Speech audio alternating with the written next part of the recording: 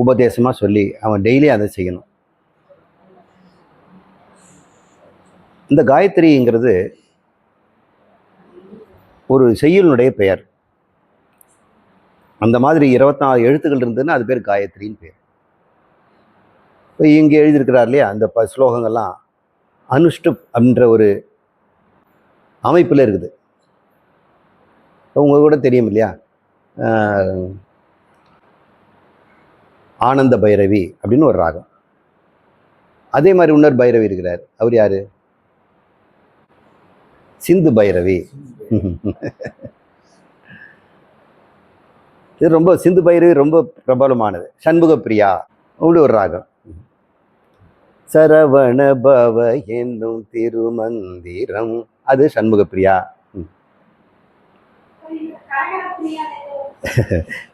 கரகர பிரியா.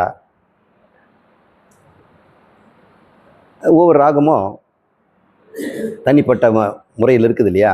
அந்த ராகத்தை பாட்டுனா உங்களுக்கு தெரிஞ்சு போச்சு, இந்த ராகம் இதுக்கு ஒத்து போகுது அப்படி. சிந்து பைரவி ராகம்லாம் உங்களுக்கு நல்லா தெரியும். அதுபோல் தமிழர் ராகம் பண் என்று சொல்கிறோம் இல்லையா, அந்த பண் அமைப்பு தான் இங்கே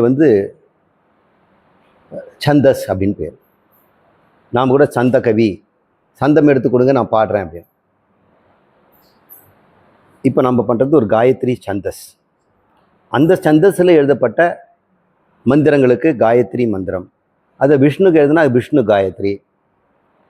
இது கணேச காயத்ரி பிள்ளையாருக்கு. ஐயப்பனுக்கும் எழுதலாம். யாரோ ஒருத்தர் சுவாமி கூட எழுதியிருக்கிறாங்க, சங்கராய வித்மகே. காயத்ரிகளை அது மாதிரி சொல்லலாம்.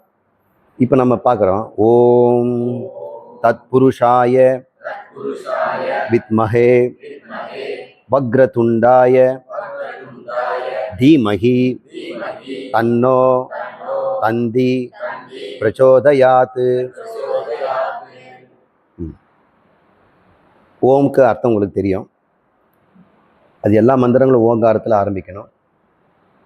ஓம் எல்லா சப்த கூட்டங்களும் ஓமில் அடங்கிடும். சப்த கூட்டம்னா எந்த சப்தம், கிளியோ மானோ மனிதரோ யார் பேசினாலும் சப்தம் ஆ ஊ இம்ல அடங்கிடும். ஆனால் ஓம்னு சொன்னால் ஒட்டுமொத்த சப்தமும் அடங்கிடுச்சு. இந்த பிரபஞ்சமே நாமரூபம்னு சொல்லியிருக்கிறோம். எல்லாம் நாமரூபம் நாமரூபம் நாமரூபம். நாமம் ரூபம், ரூபம்ல நாமத்தில் அடங்கிடும். நாமம்ல சப்தத்தில் அடங்கிடும். சப்தம் ஓங்காரத்தில் அடங்கிடும். இப்போ ஓம்ங்கிறதே பிரபஞ்சம்தான். இது வேற ஒரு நம்பரை பார்த்துக்கலாம். தத் புருஷாய வித்மகே. அந்த புருஷன் யார்? எந்த புருஷன்? அந்த புருஷனா பிரம்மம். இந்த இடத்துல கணபதி. அந்த கணபதி வித்மகே. மகே அப்படின்னா மகிமை, ஞான கொழுந்தினை. அவர் வித்மகே, அந்த பிரம்மம். அவருக்கு தான் எல்லா சர்வ ஞானமும் இருக்குது. அப்புறம் அவரை வித்தியாசப்படுத்தி காட்டல. இப்படி சொன்னாக்கா எல்லா இறைவனுக்கும் இது பொதுவுமே. வக்ரதுண்டாய தீமகி. வக்ரன வளைந்திருத்தல்.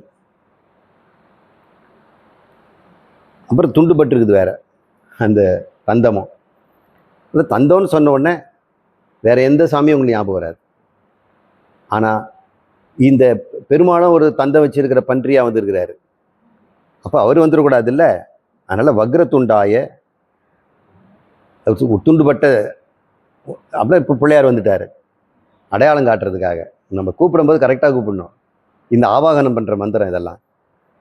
தீமகி, என்னுடைய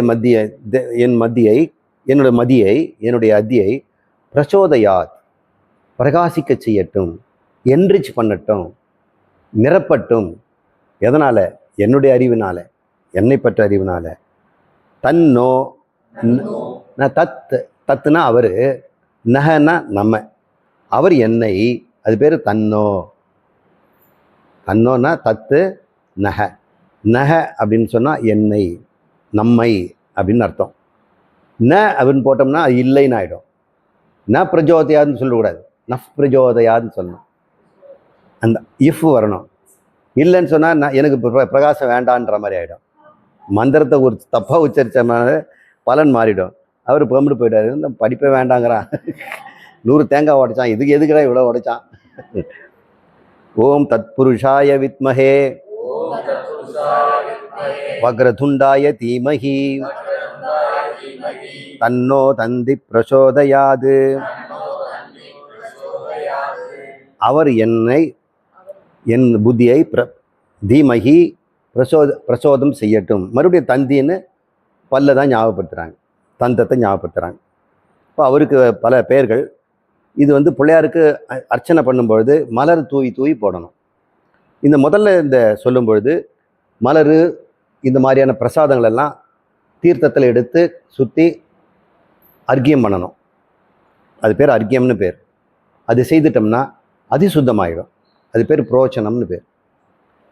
அப்படி பண்ணிட்டோம்னா, இது கடையிலேருந்து வாங்கிட்டு வந்திருக்காங்க, யார் யாரோ தொட்டிருக்கிறாங்க, இந்த மாலையை கொண்டு வந்திருக்கிறோம், இது கொஞ்சம் தண்ணி தெளிச்சிட்டோம்னா அதுக்கப்புறம் இது எப்பவுமே தண்ணியை சுத்தம் பண்ண கையில் உள்ளங்கை எடுத்துக்கணும். உள்ளங்கை அளவில் உளுந்து நனைகிற அளவுக்கு எடுத்துக்கணும்னு சொல்லுவாங்க. எடுத்துக்கிட்டு ஒரு மந்திரம் சொல்லுவாங்க. அனந்தாயனக வாசுதேயனக அச்சுதாயனமே அனந்தாயனக வாசுதேயன. ஒரு 3 சொன்னால் போதும். சொல்லும்போதே உள்ளங்கையில் நமக்கு அந்த குறுகுறுப்பு வரணும். மந்திரம் சொல்லும்போது வந்த உடனே அந்த தண்ணி அதிசுத்தமாயிடும். அதை எடுத்து வாயில் பிடிச்சிட்டோம்னா நம்முடைய பேச்சு சுத்தமாயிடும். இது ஆசமனியம்னு பேர். இது கீழே விட்டோம்னா அர்க்கியம்னு பேர். இந்த மந்திரத்தை சொல்லிவிட்டு நம்ம அர்க்கியம் பண்ணிடணும். நம்ம முடிஞ்சால் செய்யுங்க. அதுக்கப்புறம் அவருக்கு அர்ச்சனை பண்ணணும். அர்ச்சனைனா அவரை போற்றுறது. நம்ம ஊர்லலாம் அர்ச்சனை திட்டுறதுன்னு அர்த்தம். ஓம் சுமுகாய நமக, ஓம் ஏகதந்தாய நமக, ஓம் கபிலாய நமக, ஓம் கஜகர்ணிகாய நமக, ஓம் லம்போதராய நமக, ஓம் விகடாய நமக, ஓம் விக்னராஜாய நமக, ஓம் கணாதிபதயே நமக, ஓம் தூமகேதுவே நமக, ஓம் பாலச்சந்திராய நமக, ஓம் கஜானனாய நமக, ஓம் வக்ரதுண்டாய நமக, ஓம் சூபகர்ணாய நமக, ஓம் ஹேரம்பாய நமக, ஓம் ஸ்ரீ மகாகணபதையே நமோ நமக.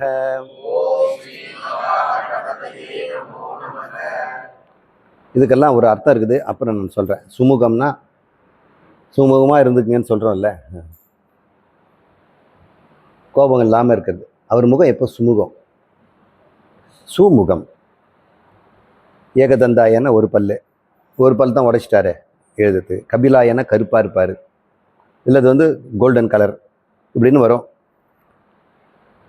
சூர்பகர்ணாய அப்படின்னு ஒரு பேர். சூர்ப்பம்னா முறம். வீட்டில் முறம் இருக்கு, எப்படி இருக்குதுங்க, விரிஞ்சிருது. காது, கர்ணம்னா காது, சூர்பகர்ணம்னா விரிந்த காது. ஒருத்தர் சூர்ப்ப நகைன்னு பேர். அவளுக்கு எப்படி இருக்கும், நகம் முறம் மாதிரி இருக்கும். அழகாக தாமரை முட்டு மாதிரி இருந்தாக்கா அது ஒரு லட்சணம். அதுக்கு பேர் சூர்ப்ப நகை. அது ஒன்று சொன்னால் போதும் எப்படி இருப்பான்னு தெரிஞ்சுக்கிட்டீங்களா. அப்போ ராமனை கல்யாணம் பண்ணிட்டு வந்தால் எப்படி நியாயமா.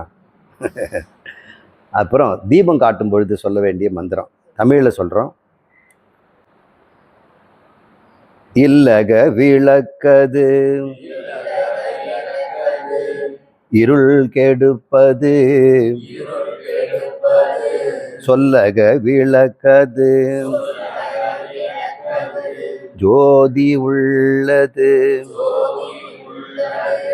பல்லக விளக்கது பலரும் காண்பது, நல்லக விளக்கது நம சிவாயவே அப்படின்னு தீபாராதனை சமயத்தில் சொல்லலாம். நம்ம ஒரு அமைப்பு வச்சுட்டோம்னா எல்லாரும் கூட்டமாக சொன்னால் நல்லா இருக்கும். பிருகதாரண்ய உபநிஷத்தில் ஜோதி பிராமணம்னு ஒரு பிராமணம் இருக்குது. அங்கே ஒரு ஜனக மகாராஜாவுக்கு யாக்ஞவல்கியர் சொல்கிறார், சுவாமி குருநாதர் இப்போ யாக்ஞவல்கியர் ஜனகர் ராஜா கேட்குறார், இந்த எல்லாருக்கும் காட்டி கொடுக்கறது எது? எது காட்டி கொடுக்கறது? லைட்டு போட்டால் இதெல்லாம் காட்டி கொடுக்குது, இருட்டில் எதுவும் தெரியாதுல்ல. எல்லாருக்கும் காட்டி கொடுக்கறது எதுன்னா சூரியன். அப்படியா? சில சமயம் சூரியன்லேயே நைட்டில் யார் காட்டி கொடுப்பாங்க? நிலா காட்டி கொடுக்குறாரு. நிலா கூட இல்லாத அமாவாசையில் என்ன கொடுக்குறாரு? கைவிளக்கு காட்டி கொடுக்குது. கைவிளக்கம் இல்லைன்னா சின்ன சொல்லுங்க சாமி, யார் காட்டி கொடுப்பாங்க? யாராவது சொல்கிற சொல்லு காட்டி கொடுக்கையா, அங்கே குழி இருக்குது பார்த்துப்போ அப்படின்னு சொல்கிறேன். சொல்லே ஒரு விளக்காம். சூரியன் ஒரு விளக்கு, நிலா ஒரு விளக்கு காட்டி கொடுக்குது. அதுக்கப்புறம் கை விளக்கு ஒரு காட்டி கொடுக்குது. இப்போ சொல்லே காட்டி கொடுக்குது. பாருங்க, உங்களை யார் காட்டி கொடுத்தது? சூரியனை காட்டி கொடுத்தாரு, நிலாவை காட்டி கொடுத்தாரு, சொல்லு தானே காட்டி கொடுத்துச்சு. சொல்லக விளக்கது ஜோதியானது. அதில் இப்போ பார்த்துக்கிட்டா யாக்ஞவல்கியர் சாதாரண ஆள் இல்லை. அப்புறம் அந்த சொல்லால் ஒருத்தன் கண்டுபிடிக்கிறான். அதுக்கப்புறம் அவனே கண்டுபிடிச்சிக்குவான். அது அகம் ஜோதி அப்படின்னு ஆத்மாவை காட்டி கொடுக்குறாரு. எப்பொழுதுமே உனக்கு காட்டி கொடுக்குறது உன் ஆத்மா தான்டாங்கிறார். உலகத்தை காட்டுறதுக்கு இதெல்லாம் வேணும், ஆனால் உன்னை காட்டி கொடுக்குறது சொல்லு காட்டி கொடுத்த பிறகு இன்னும் மறுபடியும் பார்க்குறது என்ன வேணும்? உன் சொந்த லைட்டே போதும். இது வரைக்கும் யாரோ காட்டி கொடுத்தாங்க, இப்போ உன் சொந்த லைட்டை லைட்டு போட்டு தான் இருக்குது. எவ்வளோ நேரம் நான் சுவிட்சை தேடிட்டு இருந்தேன், அதான் உள்ளது ஆத்ம ஜோதி இருக்குது. இப்படின்னு அந்த கூர்ச்ச பிராமணத்தில் இந்த வருது. அதை அப்படியே தேவாரத்தில் பயன்படுத்துகிறாரு. இல்லக விளக்குது விருள் கெடுப்பது. வீட்டில் இருக்கிற வெளிச்சம் வீட்டு விரில் தான் கிடைக்கும், உன் உள்ளத்தில் இருக்க அது அழிக்காது. சொல்லக விளக்குது, குரு சொல்லி கொடுத்த அந்த தத்துவமசி ஜோதி உள்ளது, உன்கிட்ட இருக்க ஜோதி அது காட்டி கொடுக்குது. பல்லக விளக்குது பலரும் காண்பது அந்த ஜோதியாக அந்த சூரியன், அது எல்லாருக்கும் காட்டி கொடுக்குது. நல்லக விளக்குது. அதுக்கப்புறம் நீ உன்னுடைய சொரூபத்தில் நீ இருக்கணும்னா, உன்னுடைய விளக்கு அணையாமல் இருக்கணும்னா, இதெல்லாம் அணைஞ்சிடும். தெரு விளக்கு அணைஞ்சிடும், பகல் விளக்கு அணைஞ்சிடும், குருவும் சொல்லிட்டு போயிடுவார். ஆனால் நீ உனக்குள்ள இந்த அழியாத தீபமாக என்னை விடாமல் எப்போதுமே அணையாத தீபமாக இருக்குன்னு சொல்கிறாரு. நல்லக விளக்காது, அது அணையவே அணையாது. மீதெல்லாம் சொல்லிட்டு போயிடும். குருவும் போயிடுவார், விளக்கும் போயிடும், சூரியனும் போயிடும். அது நமசிவாயவே அப்படின்னு இது தீபம் சொல்லும்போது சொல்லுவது. தீபமங்கள ஜோதி நமோ நம,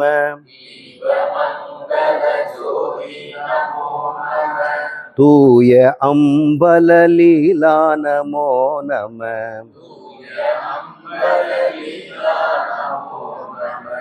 தேவ குஞ்சரி பாகா நமோ நம,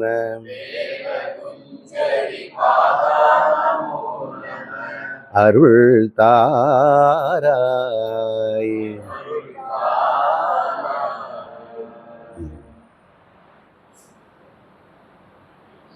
இது அருணகிரிநாதர் கொடுத்த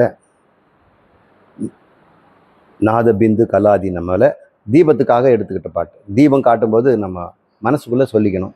எல்லாரும் சேர்ந்து பழகியிருந்தால் இது சொல்லும் பொழுது வரும்.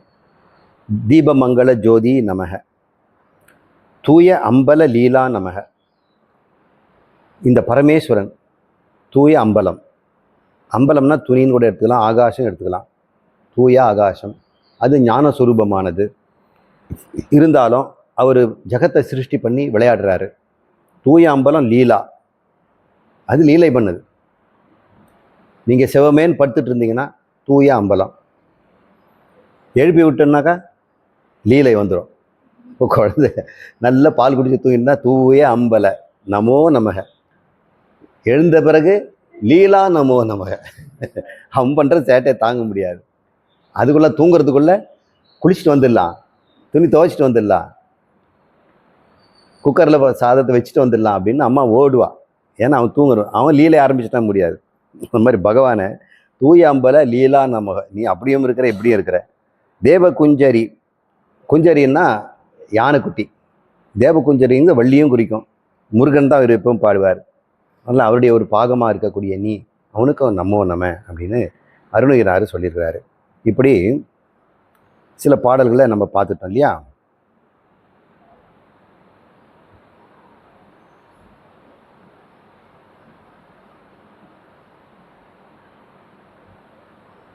இன்னொரு செட் அனுப்புகிறேன்.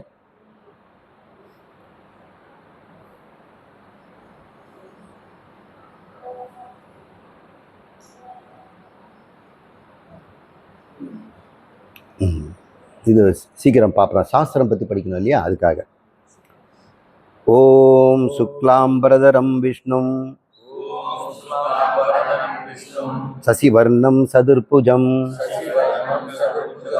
பிரசன்னவதனம் தியாயேத் சர்வ விக்னோபசாந்தயே. இது ஆவாகன மந்திரம். கணபதியை கூப்பிட்றதுக்காக எந்த பூஜையாக இருந்தாலும், அது சிவ பூஜையாக இருந்தாலும், விஷ்ணு பூஜையாக இருந்தாலும், துர்கா பூஜையாக இருந்தாலும் கணபதியை கூப்பிடாமல் செய்யக்கூடாது. அச்சது பொடி செய்த அதிதீரா அப்படின்னு அவருக்கு பேர்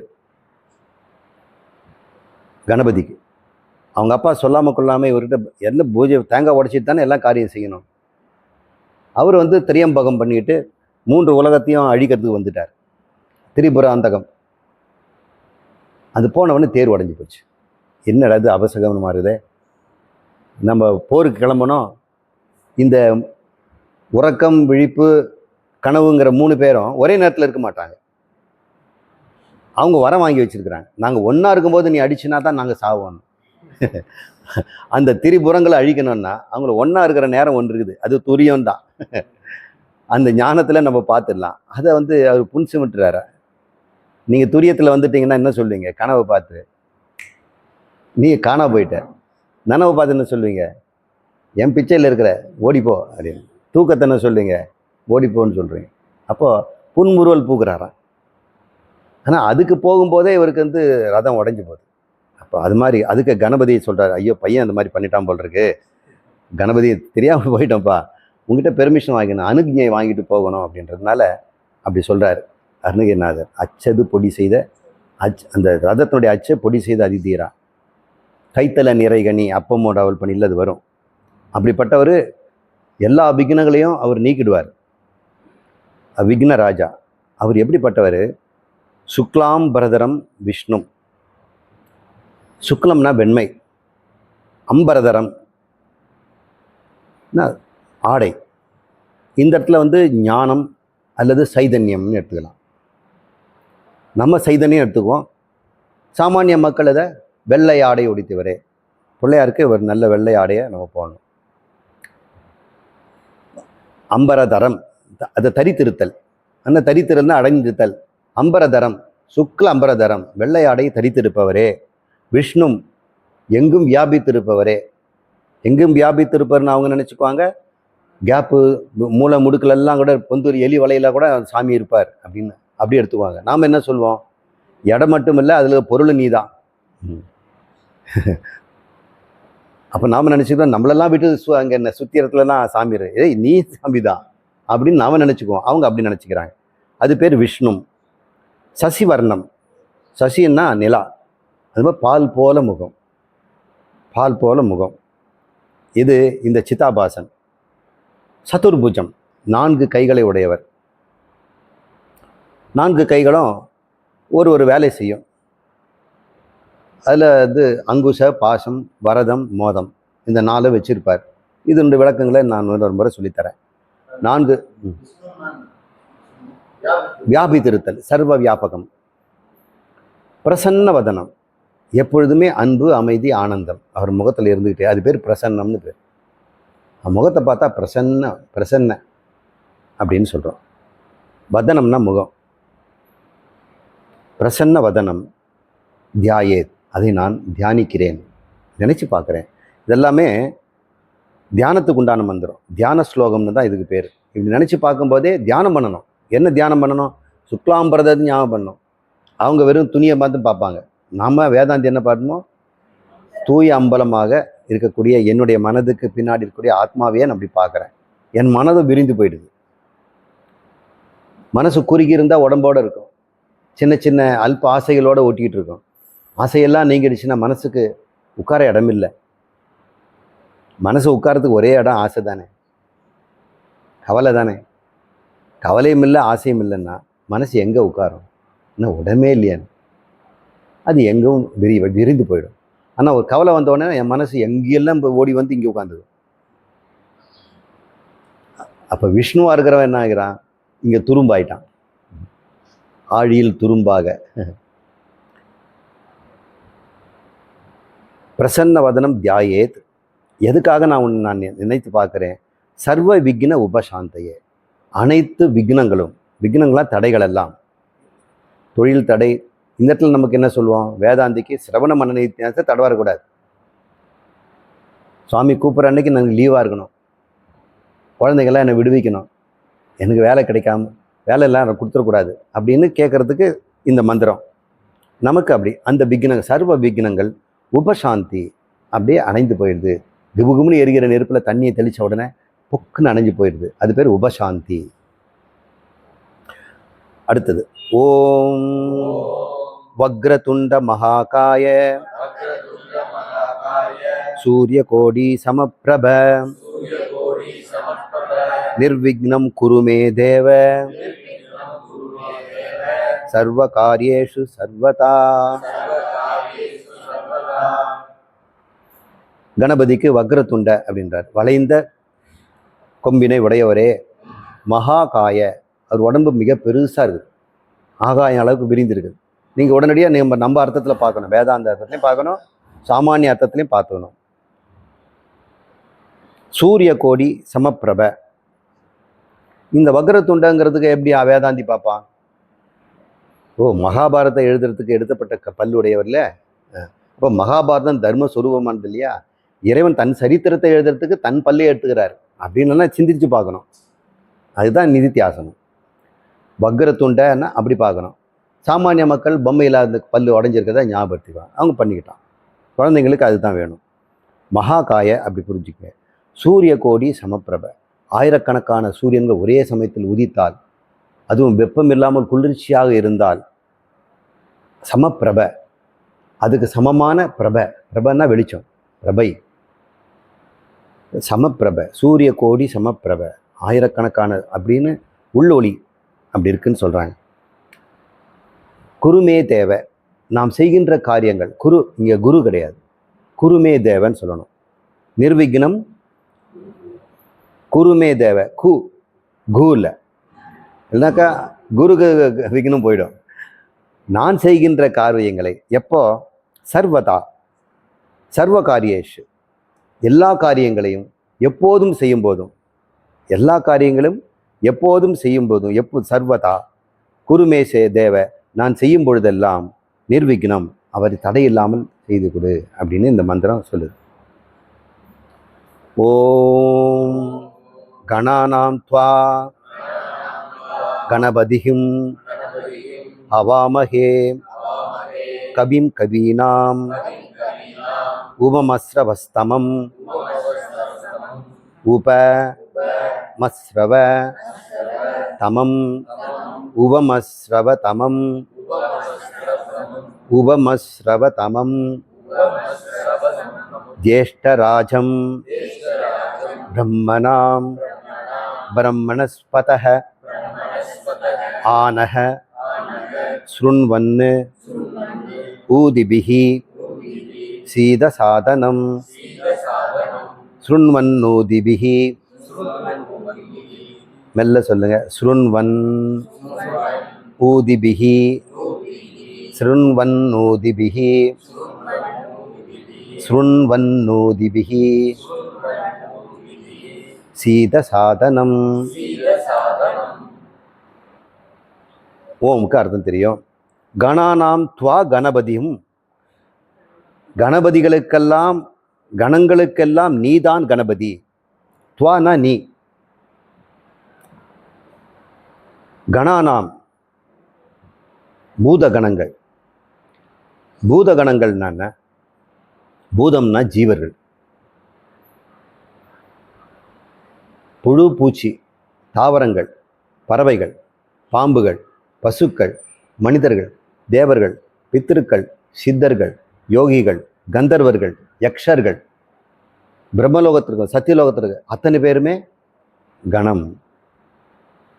அவங்கெல்லாம் கணம், பூத கணம். கணானாம் இவைகளுக்கெல்லாம் துவா நீங்களே கணபதி, நீங்கள் தான் எங்களுக்கு ராஜா. ராஜாதிராஜ பிரசக்த சாயனே பயோம் அந்த மந்திரம் அப்புறம் வந்து சொல்லி தருவோம், கொஞ்சம் கொஞ்சமாக புரிஞ்சுக்குவோம். கணானாம் துவா கணபதியும், நீ தானையா எங்களுக்கு தலைவன், யார்கிட்ட நான் முறையிடுவேன். அவாமகே நாங்கள் உங்களை அழைக்கிறோம், நாங்களும் விண்ணப்பிக்கிறோம்.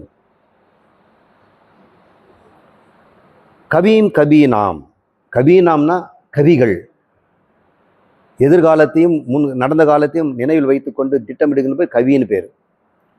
தீர்க்க தரிசிகள், தீர்க்கன்னா ரொம்ப தூரமாக பார்க்கறது, தரிசினா பார்க்குறவன், தொலைநோக்கு உடையவன். ஏப்பா இதெல்லாம் செய்யாத, எதிர்காலத்தில் ரொம்ப கஷ்டண்டா, இது அப்படி ஆகிடும் அப்படி ஆகிடும் அப்படின்னு பாரு, முன்ன நடந்து பாரு, மகாபாரத்தில் அப்படி பண்ணா இல்லையா, சகுனி சொன்னதை கேட்டான் இல்லையா, கூனி சொன்னதை கேட்டான் இல்லையா, கைகைக்கு கதி என்ன, இதெல்லாம் சொல்லுவார். அவர் பேர் தீர்க்க தரிசி. பின்பக்கமும் பின்னாடி ரொம்ப தூரம் பார்ப்பாரு, முன்பக்கம் நிறைய பார்ப்பார். அவர் பேர் கவி.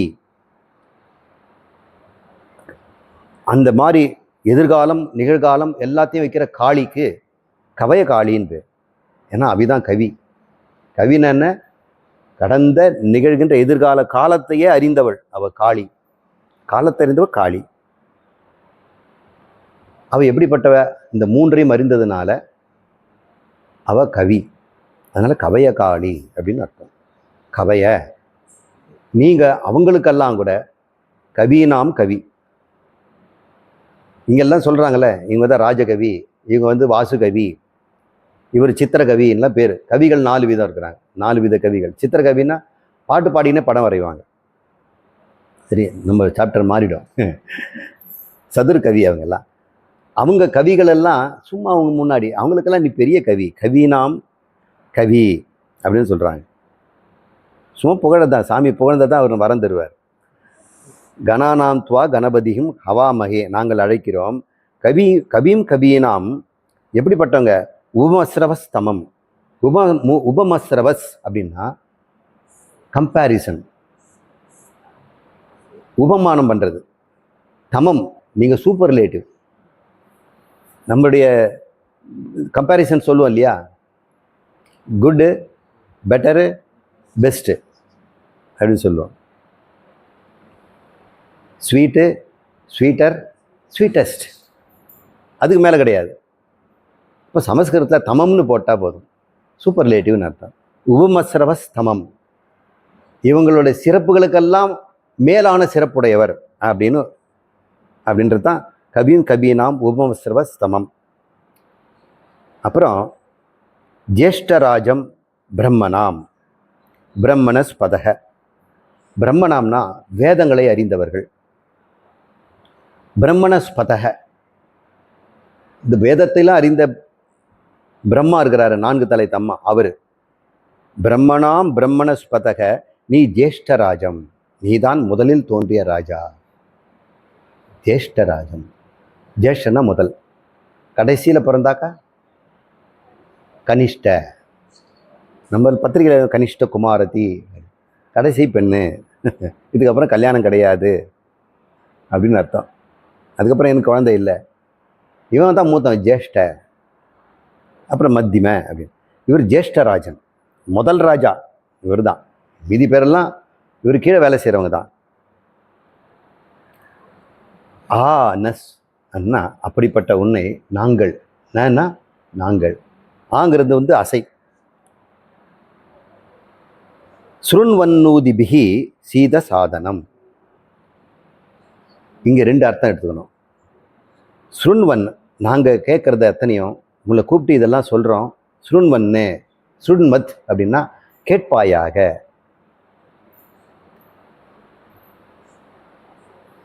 யூதிபிகி அப்படின்னா புளூரல். சுருவன்னூதிபிகி, நாம் சொல்வதையெல்லாம் நான் வந்து புலம்பிக்கிட்டே இருப்பேன், நீ கேட்கணும். நீங்கள் கேட்க கடவாய் அப்படின்ற மாதிரி அப்படின்னு சொல்கிறோம். இது ஒரு அர்த்தம். அப்புறம் சீத சாதனம், உங்களுக்கு இருக்கையை நாம் தந்திருக்கிறோம். சாதனம், சீத சாதனம், அமரும் இடத்தை தந்திருக்கிறோம் அப்படின்னு அவரை ஆவாகனம் பண்ணி கூப்பிட்றதுக்கு. நீங்கள் எப்படிப்பட்டவர் அப்படிப்பட்டவர், நாங்கள் சொல்கிறதெல்லாம் கேட்கணும், அதுக்காக எங்கள் வீட்டில் வந்து உட்காருங்க சாமின்னு அவரை ஆவாகனம் பண்ணி ஆசனம் கொடுத்து, அதுக்கப்புறம் அவருக்கு அர்க்கியம் ஆசனம்லாம் பண்ணுவோம் அந்த பூஜையில். அதனால் இந்த மந்திரம் ரொம்ப அழகு. நிறைய கோயிலில் விநாயகருக்கு இதைத்தான் சொல்லுவாங்க. மகாராஜராஜஸ்ரீயும் சொல்லுவாங்க. இதை நீங்கள் ஞாபகம் வச்சுங்க. நக இன்னும் இடத்துல அர்த்தம் சுண்வத் ஊதிபிகி, நான் சிரவணத்திலே கேட்ட வண்ணம் சீத சாதனம், அந்த அறிவு என் புத்தியில் அமரட்டும் அப்படின்னு அர்த்தம். இதுக்கு வேதாந்த அர்த்தம்.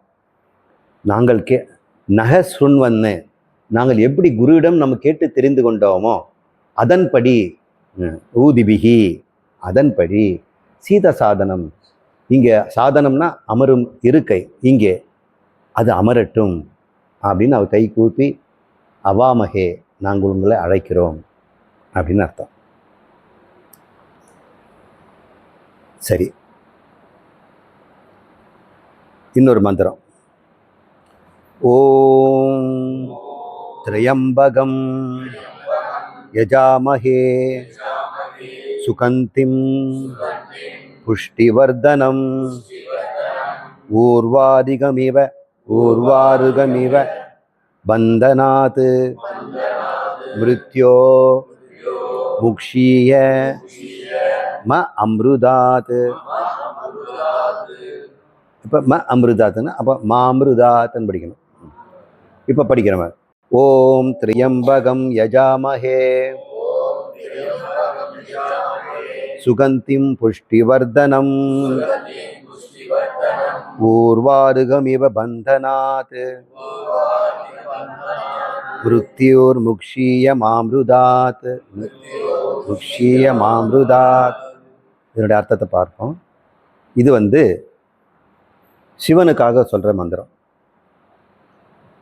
நம்முடைய பூஜைக்கு சிவலிங்கம் வந்த பிறகு நம்ம இந்த வரிசையில் தான் நம்ம மந்திரத்தை சொல்லி வழிபடணும்.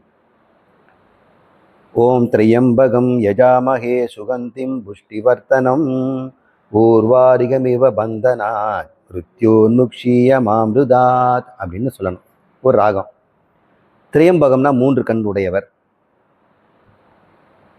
யஜாமஹே, எங்களுடைய ஞான யஜ்ஞத்தில் உங்களை அழைக்கிறோம். யஜாமஹே, உங்களை வணங்குகிறோம். ஞான யஜ்ஞத்தில், இங்கே யஜ்ஞம்ங்கிறது ஞான யஜ்ஞம். மற்றவங்க வந்து மிருத்யுஞ்ச மந்திரம்னு இதுக்கு பேர். சாவை கிடக்கிற போது மிருத்யுஞ்ச ஹோமம்னு ஒன்று பண்ண சொல்லுவாங்க. இப்போ ஐயர் உட்காந்துட்டு ஒரு ஹோமம் பண்ணிவிட்டு, அவர் பேர் என்னங்க அவர் சொல்லுவார், நாமகரணம், அவர் எங்கே இந்த காலத்தில் இப்படிலாம் பிறந்தார் இதெல்லாம் சொல்லிவிட்டு இன்னாருடைய மகனுக்கு அப்படின்னு சொல்லி இந்த மந்திரத்தை தான் 100 தடவை சொல்லுவாங்க. ஒவ்வொரு முறையும் நெய்யை ஊற்றி எடுத்து சொல்லிகிட்டு இருப்பாங்க. 100 தடவை சொன்னாங்கன்னா அவங்களுக்கு தெரியாது. அதனால் 105 தடவை 108 தடவை 110 தடவை எக்ஸ்ட்ரா சொல்லிக்கணும். அப்படியே வந்து சொல்லனாக்கா ஓம் தத்சத்துன்னு முடிக்கணும். அப்படி சொன்னோம்னா ஏதாவது 1-2 மந்திரம் விட்டு போயிருந்தா, இதெல்லாம் கர்ம காண்டத்தில் இதெல்லாம் பெரிய கஷ்டம். ஞான காண்டத்தில் எல்லாம் கிடையாது. ஒரு மந்திரம் குறைஞ்சி போனாலும் மொத்தமும் போயிடுச்சு. விஷ்ணு அப்படி தான், ஒரு பூவுக்கு குறைஞ்சி போச்சு. 1000 பூவுக்கு தாமரைப்பூ வேணும். ஒருத்தர் சொன்ன தாமரைப்பூ 50 ரூபான்னு. அவர் தாமரைப்பூ போட்டு சக்கரம் வாங்கிறதுக்கு ருத்ரன் கிட்ட யாகம் பண்ணிகிட்டு இருக்கிறார். கடைசியில் பார்த்தா 999 ஒன்று காணும். இப்போ மொட்டை யாகம் வேஸ்ட்டு. கர்மகாண்டம் அப்படி தான், ஞானகாண்டம் அப்படி இல்லை. தெரிஞ்ச வரைக்கும் ஞானம்தான். அப்புறம் தன் கண்ணியை எடுத்து தாமரையை எடுத்து போட்டார் விஷ்ணு. குட் பாய் அப்படின்னு சொல்லி சிவன் அவருக்கு சக்கரம் கொடுத்துட்டார். இப்படி தான் அவங்க கொடுத்துக்குவாங்க. இவர் கேட்பாரா அவர் கொடுப்பாராம், இவர் கேட்பாரா அவர் கொடுப்பாரு. இவர் கல்யாணம் பண்ணி வைப்பார் சிவனுக்கு மீனாட்சியை, தங்கச்சியை. அப்புறம் அவர் சக்கரம் கொடுப்பாரு. எல்லாம் கொடுக்கல் வாங்கல் அவங்ககிட்ட இருக்குது. எப்படி இருக்குன்னு பாருங்க. இந்த முக்கண் உடையவரே, உங்களை நாங்கள் வணங்குகிறோம் அப்படி புரிஞ்சுக்குங்க. சுகந்திம் புஷ்டி வர்த்தனம், கந்தம்னா வாசனை, துர்கந்தம்னா கெட்ட நாத்தம், சுகந்தம்னா நல்ல வாசனை. சிவனுக்கு நல்ல வாசனை, புஷ்டி வர்த்தனம், அது நிரம்பி இருக்குது, அது எப்பவும் வந்துக்கிட்டே இருக்கணும் அப்படின்னு. இது என்ன ஒரு வேடிக்கையா? இப்படியெல்லாம் கேட்பாங்களா? அதுக்கு ஊதுவத்தி பற்ற வச்சா சரியாக போச்சு. இதுக்கு எதுக்கு சிவன் கிட்ட போய் வேண்டணும்? இந்த மந்திரத்தினுடைய அர்த்தம் தெரியாதவங்க அப்படி நினச்சிக்குவாங்க. நம்முடைய கர்மங்கள் எல்லாம் வாசனையாக வருதுன்னு சொன்ன இல்லையா, அதெல்லாம் துர்கந்தம். ஆனால் எனக்கு என்ன வேணும்? சுகந்தம் வரணும்.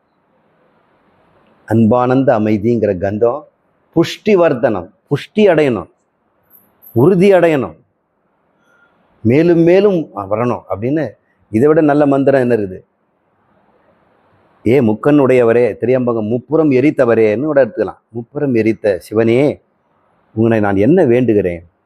என்னுடைய சுகந்தின் தானே புஷ்டி வந்தனம், என்னை துர்கந்தங்களை போன்னு கூட நான் சொல்லலை, நெகட்டிவாக நான் கேட்கலை, பாசிட்டிவ் ரெக்வெஸ்ட். நிறைய நேரத்தில் கோயிலில் வந்து பாசிட்டிவ் ரெக்வெஸ்ட் தான் கேட்கணும். என் கஷ்டங்கள்லாம் போகக்கூடாது, நான் நல்லா இருக்கணும்னு சொல்லணும். என் வறுமை போகணும்னு சொல்லக்கூடாது, நான் என்னுடைய செல்வ செழிப்போடு இருக்கணும் அப்படின்னு தான் கேட்கணும். அவர் சொல்கிறாரு, இந்த சுகந்தம் வந்தால் என்ன ஆகணும்னா, ஊர்வாரிகமேவ பந்தனா. இந்த சுரைக்காய் தரையோட தரையாக தான் வளர்ந்துருக்கும். ஏன்னா அது வந்து மரத்தில் தொங்குனா வெயிட் தாங்காமல் விழுந்துடும், காம்புக்கு ஸ்ட்ரென்த் இருக்காது. அதனால் இந்த மாதிரி பெரிய பெரிய பூசணிக்காய், தர்பூசணி இதெல்லாம் தரையில் தான் படும். இயற்கையாக அதை படைச்சி வச்சுருக்குது. இல்லைன்னா இந்த பழத்தை தூக்கிறதுக்காக வேண்டி அவர் உயரமான மரத்தை செலவு பண்ணணும். ஃபோட்டோசிந்தசிஸ் எனர்ஜி அது அத்தனையும் மரத்துக்கே செலவாயிடும். அப்புறம் காய்க்கு என்ன பண்ண முடியும்? அதனால் ஆலமரம் பெரிய மரமாகி அந்த ஃபோட்டோசிந்தட்டிக் எனர்ஜி, சூரிய ஒளியில் கெட்ட ஆற்றலெல்லாம் மரமாக்கி பழத்தை சின்ன சின்னதாக வச்சுருக்கு. ஒரு பெருசாக வச்சுருந்தா விளாம்பழமாக மொட்டுன்னு தலையில் விழும். ஆலமரம் கொஞ்சம் நல்ல சாப்பிட்டு பழமாக அநேகமாக தாய் அதுதானே சோறு கொடுக்குது. அந்த பழம் வளர்கிற வரைக்கும் தாய் அந்த காம்பு வழியாக கொடுக்குறாரு. இந்த காம்பு ஒன்று தான் தாய்க்கு அதுக்கும் ஒரு சம்பந்தம். போதும்மா, ஞானம் வந்துருச்சு, நீங்கள் எல்லாம் பொய், ஞானும் பொய், அன்பும் பொய், எல்லாம் பொய்ன்னு தெரிஞ்ச உடனே அது தப்பிச்சு ஓடலை, அங்கேயே இருக்குது. கனெக்ஷனை மட்டும் கட் பண்ணிடுச்சு. காம்புலேருந்து எப்படி விடுபட்டது அது? அது மாதிரி தான் இந்த உலகத்திலேயே இருந்துக்கிண்டு இந்த ஊர்வாருகம் ஒட்டாமல் இருக்கணும்.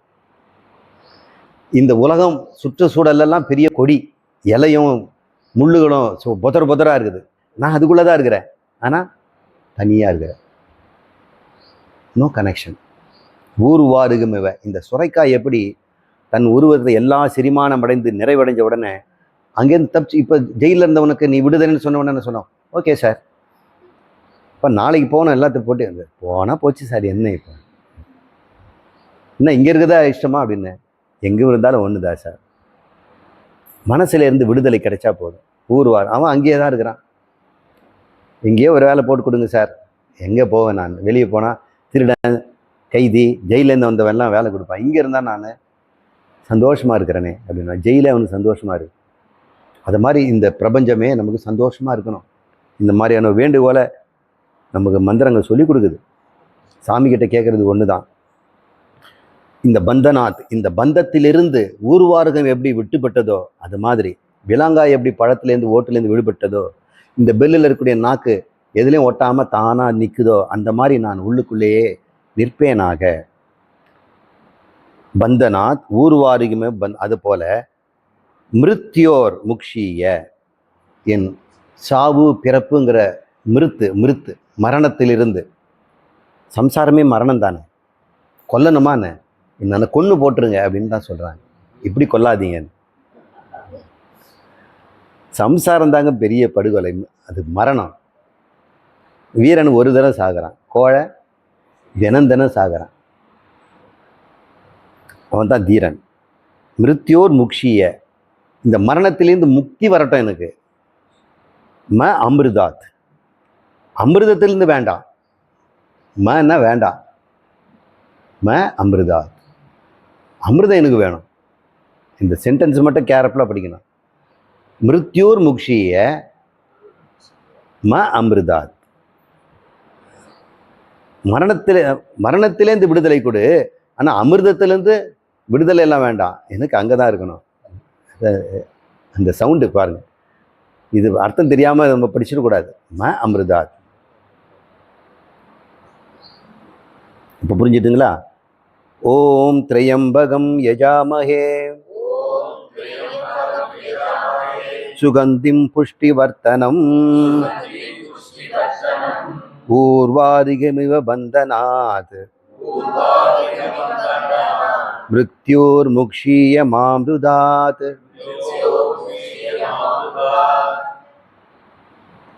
ஓம் தத்புருஷாய வித்மஹே மகாதேவாய தீமஹி தன்னோ ருத்ர பிரசோதயாத். தன்னோ ருத்ர அப்படி அந்த ராகம் நீங்கள் அப்படியே கற்றுக்குங்க. தன்னோ ருத்ர பிரசோதயாத் மகாதேவாய தீமஹி தீமஹி தீமஹி அந்த ராகம். இது வந்து சிவனுக்கு உண்டான காயத்ரி மந்திரம். விக்னர் பார்த்தால வக்ரதுண்டாய தீமஹி தன்னோ பந்தி பிரசோதயாத், அதே தான். அதை எங்கே மாற்றி சொல்கிறோம். அதுக்கப்புறம் அவருக்கு தசருத்ரின்னு 10 ருத்ரங்களில் பேர் இருக்குது. அதை நம்ம பார்த்துருவோம். இதுவும் வந்து சிவனுக்கு நம்ம சிவன் கோயிலில் அர்ச்சனை பண்ணும்பொழுது நம்ம அர்ச்சனை பண்ணும்போது இதை நம்ம சொல்லி க்யூவில் இருக்கும்போது அதை சொல்லிக்கிட்டே இருக்கணும். சும்மா வெட்டியாக ஊருக்கு அதை பேசக்கூடாது. இதை தான் சொல்லிட்டு இருக்கணும். ஓம் நமஸ்தே அஸ்து பகவன் விஸ்வேஸ்வராய மகாதேவாய திரையம்பகாய திரிபுராந்தகாய திரிகாலாக்னிகாலாய காலாக்னிருத்ராய நீலகண்டாய மிருத்யுஞ்சயாய சர்வேஸ்வராய சதாசிவாய ஸ்ரீமன்மகாதேவாய நமஹ.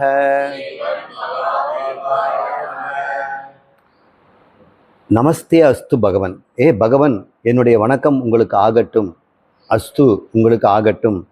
நமஸ்தே எங்களுடைய நமஸ்தம். தேனா உங்களுக்கு, நமஹனா பணிதல். அது வாயாலும் பணிதல், மனதாலும் பணிதல், உடம்பாலும் பணிதல். அந்த நமஸ்காரம் என்றதுக்கு இவ்வளோ அர்த்தம் இருக்குது. பகவன் நமஸ்தே அஸ்து, எங்களுடைய நமஸ்காரமெல்லாம் உங்களுக்கு இருக்கட்டும். நீ யார்? விஸ்வேஸ்வராய, விஸ்வத்துக்கே ஈஸ்வரன். விஸ்வங்கிறது ஒட்டுமொத்த நனவு நிலையில் இருக்கக்கூடிய அனைத்தும். நனவில் நான் என்னென்ன பார்க்குறேன் அது அத்தனையும் விஸ்வம். அதற்கு ஈஸ்வரன். மகாதேவாய, தேவர்களுக்கெல்லாம் தேவனாகவன். திரையம்பகாய, 3 கண்களை உடையவன். திரிபுராந்தகாய, 3 புறங்களை மெரித்தவன். கனவு நனவு உறக்கத்தை எரித்தவன். திரிகாலாக்னி காலாய, 3 விதமான அக்னிகள் இருக்கு. அத்தனைக்கும் காலனே. 3 விதமான அக்னி என்ன? தட்சிணாக்னி அப்படின்லாம் சொல்லுவாங்க இல்லையா? அது வந்து சூரியன், சந்திரன், அக்னி. இதுதான் 3 அக்னிகள். நம்முடைய உடம்புலேயே 3 அக்னி இருக்குது. வயிற்றில் ஒரு அக்னி இருக்குது, கண்ணில் ஒரு அக்னி இருக்குது, நாக்கில் ஒரு அக்னி இருக்குது. நாக்கு சுடம் சொல்கிறாங்கல்ல. வாக்கு ஒரு அக்னி, கண் ஒரு அக்னி, வயிற்றில் ஒரு அக்னி இருக்குது. அப்புறம் வீட்லேயும் அக்னி வச்சு செய்வாங்க. அக்னிஹோத்திரிகள் அதெல்லாம் செய்வாங்க. அப்புறம் அது தட்சிணாக்னி, கார்கபத்யாக்னி, ஆகவனி அக்னி அப்படின்னு 3 வச்சுருப்பாங்க. அந்த 3 வீட்டுக்குள்ளேயே 3 அக்னி இருக்கும். இது ஒன்று மாற்றி மாற்றி செய்துட்டு இருப்பாங்க. இப்படி செய்கிறவங்க இப்போ யாருமே இல்லை. யார் வீட்டில் அது 3 அக்னி பார்த்துருக்கீங்களா? ஏதாவது ஹோமகுண்டம் பார்த்துருக்கீங்களா? டெய்லி அதை செய்கிறவங்க இருக்காது. தயானந்த் சார் சொன்னார், எங்கேயோ பெங்காலில் ஒரு வீட்டில் பார்த்தேன்னாரு. நானும் கூகுளில் தேடி ஒரு வீட்டில் அது மாதிரி இருந்தது நான் பார்த்தேன். அது பேர் திரிகால அக்னி காலாய, அதற்கும் காலனாக இருப்பவரே. காலாக்னி ருத்ராய, அந்த காலத்துக்கும் காலனாக இருப்பவரே. நீலகண்டாய, உங்களுக்கு அந்த கதை ஞாபகம் இருக்கும், நீலகண்டம். நீலகண்டத்துக்கு தயானஸ்வரர் வேற ஒன்றும் சொல்லுவார். பச்சைமா மணி போல் மேனி பவளவாய் செங்கன் அப்படின்னு சொல்கிறாங்க இல்லையா? இயற்கையே வர்ணிக்கிற மாதிரி அவர் சொல்கிறாரு. மேலே ஆரஞ்சு கலரில் சொர்க்கலோகம் தெரியுதான், வானம். அடிவானம் நீல நிறத்தில் இருக்குதான், அது கழுத்தான் பூமி.